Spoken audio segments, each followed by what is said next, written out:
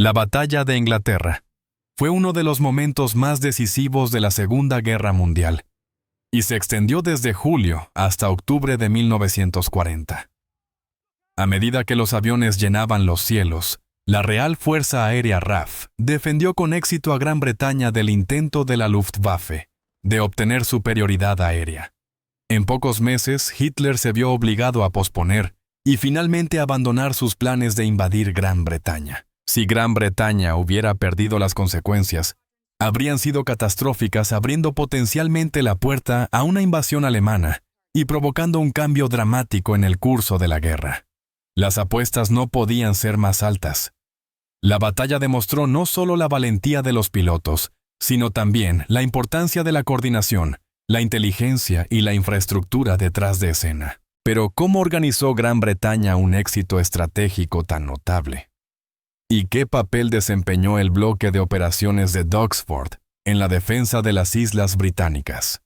Estamos en la sala de operaciones de Doxford, que fue el corazón palpitante de la base durante la Batalla de Inglaterra. Doxford era una estación de sector, y su función era doble: proporcionar defensa para los East Midlands, y en segundo lugar ayudar al Grupo 11, si se veía abrumado, como ocurrió en varias ocasiones. La historia de Doxford nos da una visión profunda de la Batalla de Inglaterra. Ante todo, demuestra que se trataba de una infraestructura compleja, no solo implicaba a los pilotos, sino a un sistema entero de apoyo. Podría decirse que la propia supervivencia de Doxford reflejaba la profundidad defensiva de la RAF. La campaña de la Luftwaffe sobre Gran Bretaña se desarrolló en fases calculadas, impulsadas tanto por necesidades militares como por motivos políticos. En la primera fase, del 10 de julio al 6 de agosto, se concentraron en las rutas marítimas y las instalaciones costeras con el objetivo de paralizar los puertos británicos y perturbar las rutas de suministro mercante. También buscaban provocar a la RAF para entrar en combate abierto. Del 6 de agosto al 6 de septiembre, la atención se centró en los aviones y las fábricas de producción. La Luftwaffe apuntó a las bases de la RAF a lo largo de la costa sur. Las bombas cayeron sobre fábricas clave como Supermarine Woolston y Hawker en Weybridge.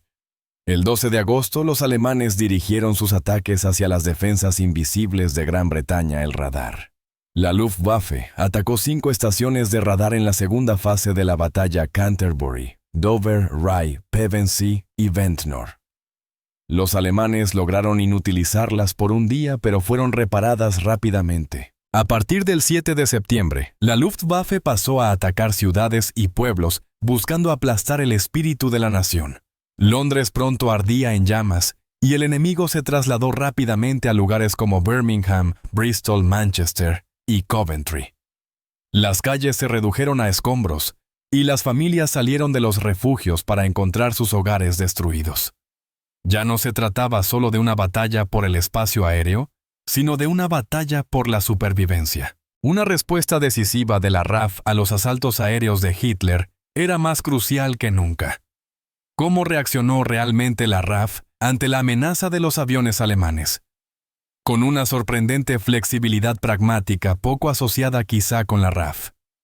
Muy temprano decidieron que el Hurricane, el más lento de los cazas principales, solo unos 25 km/h, lento, debía centrarse en los bombarderos, mientras que el Spitfire, el más rápido y ágil de los dos, se ocuparía de los cazas alemanes Bf-109. También tomaron la decisión de no perseguir a los aviones enemigos sobre el canal, prefiriendo enfrentarlos en su propio territorio tanto como fuera posible. En cuanto a la moral, esta se mantenía universalmente alta. La retórica de Churchill mantenía a la nación unida. La RAF poseía una cultura interna de resistencia, no exactamente del tipo «nunca seremos derrotados», pero sí muy cercana. La adaptación también se reflejó en la industria británica, aunque tomó algo de tiempo ponerse en marcha. Lord Beaverbrook logró aumentar la producción de aviones a niveles tan altos que en septiembre de 1940, la RAF tenía más aeronaves que a finales de junio. El sistema Dowding se convirtió en la cúspide de la brillantez estratégica durante la Batalla de Inglaterra. Sin embargo, sus raíces se remontan a las innovaciones en defensa aérea desarrolladas durante la Primera Guerra Mundial. Los cimientos de la detección y respuesta coordinadas ya se estaban estableciendo décadas antes. Edward Ashmore regresó del Frente Occidental el 31 de julio de 2017 y comenzó inmediatamente a organizar el Área de Defensa Aérea de Londres. Estableció una oficina en el centro de la ciudad cerca de Whitehall, donde instaló un gran mapa cuadriculado, no muy diferente del que tengo frente a mí. Presidía desde una silla alta con la ayuda de un asistente llamado Higgins. Ashmore creó 200 puestos de observación, todos conectados por teléfono, y a medida que llegaban los informes, se registraban en el mapa. También estableció un anillo de cañones antiaéreos. Para 1918 contaba con unos 600 de ellos, formando un círculo a 40 kilómetros de Londres. Dentro de ese anillo había unos 378 casas y 18 globos de barrera. Conceptualmente podría decirse que Ashmore proporcionó el ADN del sistema Dowding y que el Área de Defensa Aérea de Londres fue el prototipo de dicho sistema. En el núcleo del sistema Dowding se encontraba el radar, una tecnología de alerta temprana desarrollada en la década de 1930 que permitió la detección y respuesta rápidas ante aeronaves enemigas entrantes. El sistema combinaba la inteligencia obtenida por radar con los informes del Real Cuerpo de Observadores y transmitía la información a través de una cadena de mando clara, permitiendo a los controladores dirigir a los pilotos de combate de forma rápida y eficaz. La integración del radar en el sistema Dowding se volvió fundamental para las posibilidades de victoria de Gran Bretaña. El sistema Dowding fue el sistema de defensa aérea integrada que resultó esencial para el triunfo británico en la Batalla de Inglaterra. Hugh Dowding se convirtió en jefe del mando de caza en 1936, y fue su visión la que integró el radar en una red de defensa aérea. Se podría afirmar que el radar no habría sido eficaz si él no lo hubiera incorporado en un sistema, en una red de mando y control. En nuestras palabras actuales, una red defensiva en tiempo real. Las ventajas eran claras. Se conservaban recursos escasos como los pilotos y los aviones, ya que solo se enviaban al aire cuando existía un objetivo confirmado. Puede decirse que Dowding creó orden a partir del caos. Sin el radar, los aviones literalmente habrían estado persiguiendo sombras. Igualmente se podría argumentar que sin radar, Gran Bretaña podría haber perdido la batalla, y que sin el sistema de Dowding, el radar habría sido solo una curiosidad científica sin aplicación práctica. La estructura del sistema Dowding fue crucial para la rápida diseminación de la información. Las estaciones de radar, las salas de operaciones y el mando de caza estaban conectados en una cadena continua y fluida. Esta coordinación dio a Gran Bretaña una ventaja decisiva a la hora de responder a los ataques con velocidad y precisión. Pero no solo el radar y los cazas impulsaron la victoria británica. Al comienzo de la Batalla de Inglaterra, había unos 30 hombres en el cuerpo de observadores. Estaban entrenados, eran competentes, y se encontraban en puestos de observación separados aproximadamente por 16 a 20 kilómetros, principalmente en el lado oriental y la costa sur de Gran Bretaña. Todos estaban conectados por teléfono a la red del cuerpo de observadores, y fueron los héroes anónimos de la batalla. Todo el mundo habla del radar. El radar nos decía que los aviones enemigos se acercaban, pero el cuerpo de observadores nos decía hacia dónde se dirigían, lo cual era crucial para interceptarlos. Se había formado un mando antiaéreo el 1 de abril de 1939 bajo las órdenes del general Pyle. Durante la batalla contaba con unos 1.200 cañones antiaéreos de gran calibre y 200 de menor calibre. Los grandes podían alcanzar los 9.000 metros de altura, los pequeños unos 6.000. También existían 32 reflectores que trabajaban en conjunto con las baterías. Hay cierto debate, pero una fuente sugiere que 219 aviones alemanes fueron derribados al final de la Batalla de Inglaterra. El mando de globos se creó el 1 de noviembre de 1938, bajo el mando de Tudor Boyd, con 693 globos cautivos.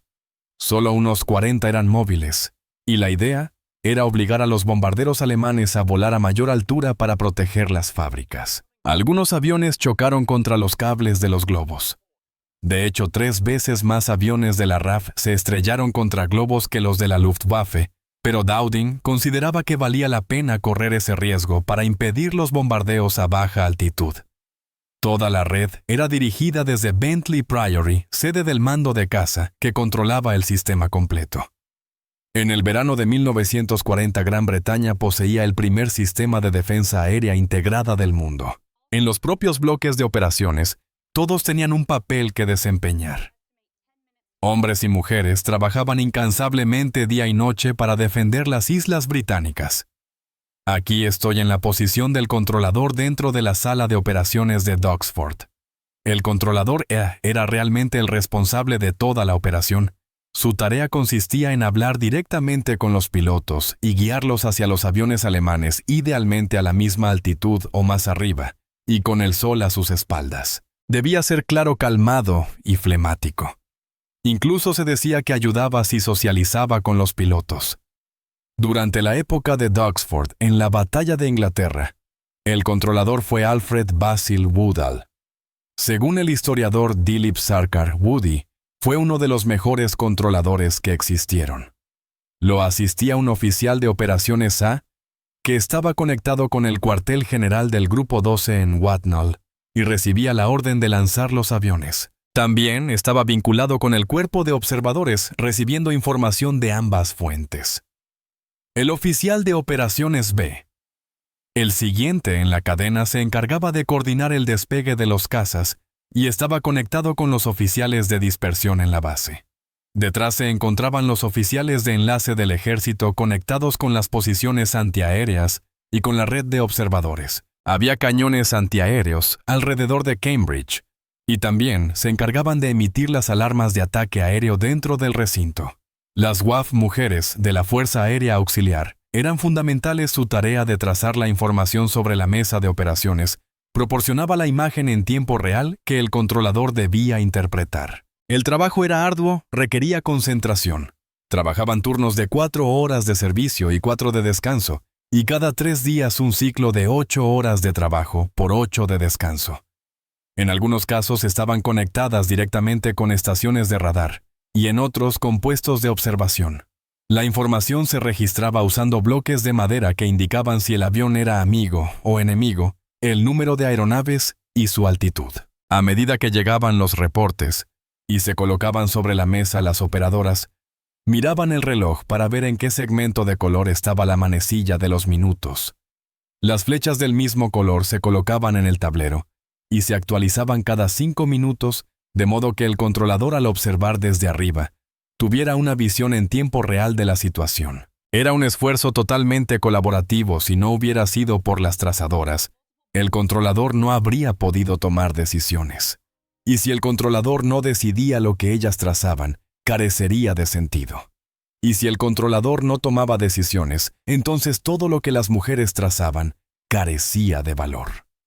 Existe una fotografía famosa, tomada en el punto álgido de la Batalla de Inglaterra, que muestra la sala de operaciones de Doxford.